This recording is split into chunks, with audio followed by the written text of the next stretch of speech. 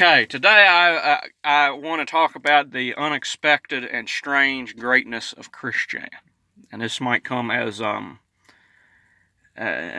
controversial topic because a lot of people are going to wonder what in the world I'm talking about, but really in a primitive, messed up, perverted, selfish, and idiotic way. Christian actually understands some of the teachings of Jesus even better than most of the Christians do, because he understands that he is divine in a very messed up, primitive way. And he takes the saying that all things are God literally, obviously, because he's got mental problems. You know, it doesn't mean that you can meditate for 20 to 10 minutes and become God. That's not what that means. It's not so much that all things are God as it is that God is all things. Absolutely. God is the life force and the consciousness in all. It's not a matter of opinion or debate. This is a fact. And so all things are definitely God. God is all things. It's all one. There's a oneness there. But it's not that you personally, the individual, the ego is God or anything like that.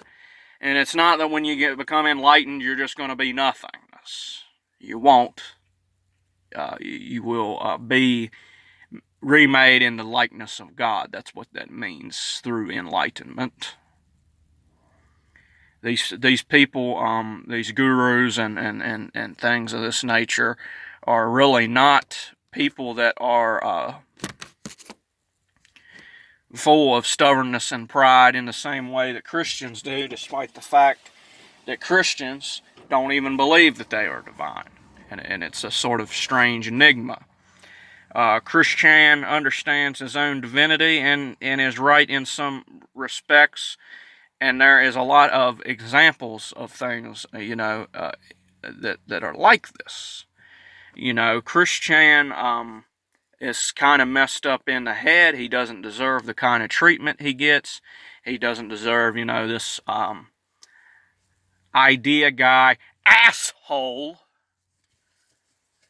that goes telling him about nonsense like how the dimensions are going to merge.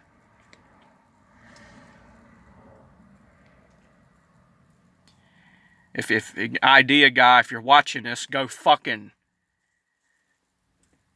eat some goddamn rocks and some dirt and some shit, you piece of shit. But anyway, that's off topic. A godly person shouldn't talk like that. Anyway, the point is that it could be you. It could always be you. It would be me if the divinity wouldn't have pointed me in another direction, in a higher direction. And I'll tell you something, something interesting. A clock that is stopped completely has a chance in being right once a day. But a fully functioning clock that is wrong, even by a little bit,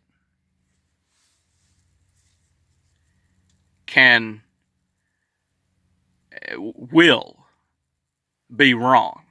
Not can, will be wrong. All day, every day. It doesn't have a chance of being right like a regular clock.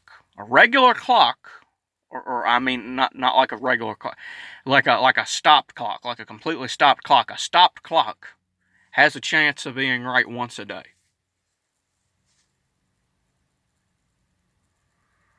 But a fully functioning clock that's wrong even by a little bit is garbage.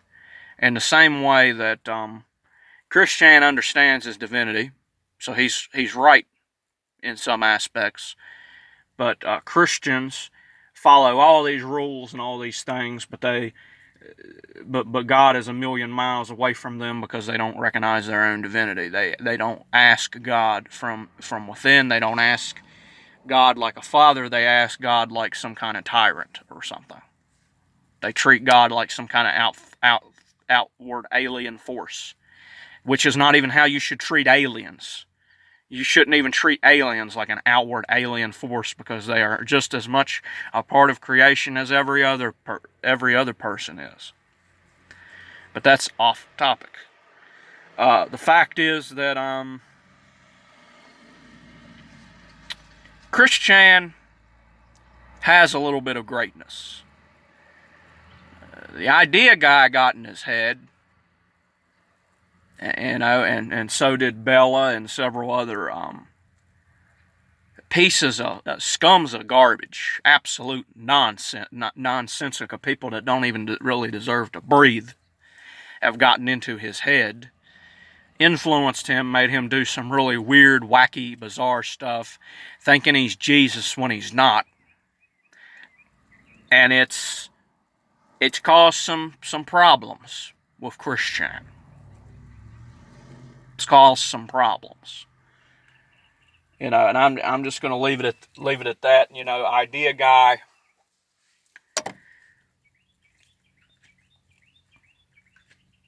I'm not going to say go to hell,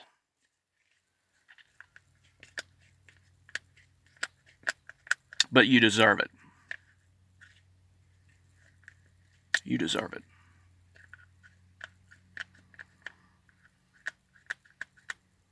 Because that could have been you. In fact, it was. Because God is all things.